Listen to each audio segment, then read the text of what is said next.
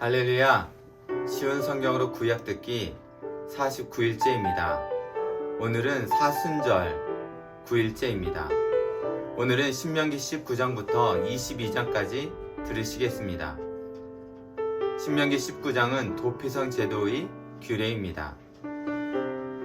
본장은 출애굽기 21장 13절과 민수기 35장에서도 언급된 바 있는 도피성 제도에 관한 율법입니다.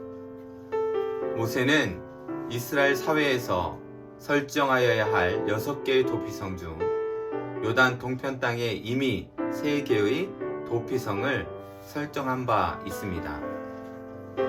따라서 여기서는 가나안 땅에 들어가서 나머지 3개를 더 설정하라고 지시하는 것과 아울러 도피성 제도의 올바른 운영에 대해서도 자세히 설명해주고 있습니다. 한마디로 말해 도피성 제도는 무한한 피 흘림과 보복의 악순환을 막기 위한 사회적 중재 제도로서 아무런 고의성 없이 우발적으로 살인을 저지른 자들에게 안전한 피난처를 제공하여 피해 보복자로부터 그 생명을 보호하도록 하는 제도를 말씀하고 있습니다. 20장은 전쟁 규례와 윤리에 대한 규례입니다.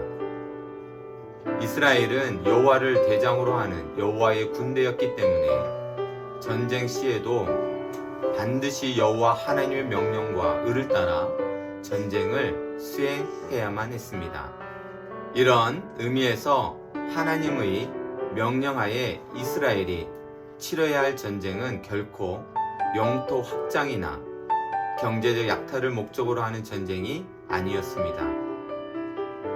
언약으로 인침받는 거룩한 땅, 가나안의 회복과 수호를 위하여 또한 영적으로 사단 왕국의 죄악을 분쇄하고 하나님 나라의 의를 구현시키기 위하여 하나님의 계획과 지시에 따라 하나님을 위해 싸워야 하는 것을 말씀합니다. 21장은 각종 사회법 규례입니다. 본장에는 피살된 시체의 무죄한 피를 대속하는 율법, 포로된 여인을 아내로 맞이하는 율법, 총애받지 못하는 아내의 아들이 장자일 경우 그 장자권 보호에 관한 율법, 회역한 망나니 아들을 징벌하는 율법, 처형당하여 나무에 매달린 시체에 관한 율법 등 각기 다른 5가지의 율법이 나타나 있습니다. 그러나 이들 율법 속에 공통적으로 흐르고 있는 근본법 정신은 하나님의 사랑과 공의입니다. 즉 택한 백성을 모든 죄의 오염으로부터 깨끗하게 보호하시려는 하나님의 사랑과 택한 백성의 거룩성을 유지하기 위해 성결을 방해하는 그 어떠한 죄악도 단호히 끊으려는 하나님의 공의가 각 율법마다 몇몇이 흐르고 있는 내용의 말씀입니다. 22장은 각종 사회법 규례를 말씀하는 동시에 이웃을 사랑하는 것을 말씀합니다. 본장에 나타난 여러 율법들은 하나님께서 이스라엘을 사랑과 정결의 공동체로 만들고 또한 유지시키기 위해 모세를 통해 주신 실제적이고도 구체적인 규례들입니다. 즉 하나님을 사랑한다는 증거로 이스라엘은 이웃을 사랑해야 하며 도덕적 순결을 지켜야 하며 나아가 건축, 농사, 의복 등 생활의 모든 영역에 이르기까지 순결과 자비의 정신으로 살아야 한다는 사실을 훈계하고 계시는 말씀의 내용입니다. 오늘은 신명기 20장에 나오는 전쟁 규례와 윤리에 대한 규례의 내용을 가지고 묵상해보려 합니다. 이스라엘 백성들이 가나안과 전쟁을 앞두고 하나님께서 그들에게 말씀을 주신 것입니다. 즉 하나님께서 도우시는 전쟁이기 때문에 두려워하지 말고 염려하지도 말라라고 말씀하십니다. 그 이유는 전쟁의 승패는 사람의 수가 많고 적음에 있지 않고 하나님의 도우심을 믿는 믿음의 유무에 달려 있다는 사실입니다. 이는 당시의 상황을 말하는 것입니다. 지금도 신앙으로 전해화된 군대라면 그 수가 중요하지 않다라고 생각합니다.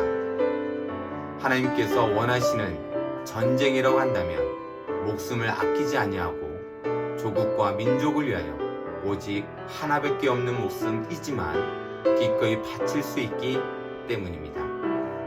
그리고 그와 같은 신앙을 가지고 있는 사람들이라면 하나님께서 반드시 도와주심으로 그 전쟁을 두려워할 필요가 없다는 사실입니다. 사랑하는 중앙가족 여러분, 현실을 살아가는 우리들에게는 전쟁의 위험은 항상 존재하고 있음을 부인할 수 없는 사실입니다. 그리고 성도들에게는 육적인 전쟁은 물론 영적 전쟁도 해야 하는 부담감을 안고 있습니다. 그럼에도 두려워하지 말고 하나님께서 함께 하심을 믿고 여호와께서 싸워주심도 믿으며 겁내지 말고 선한 싸움에 승리하시어 하나님의 역사의 주인공들이 다 되시기를 축복합니다. 예수께 종용이 나가 내 모든 짐 내려놓고 주 십자가 사랑을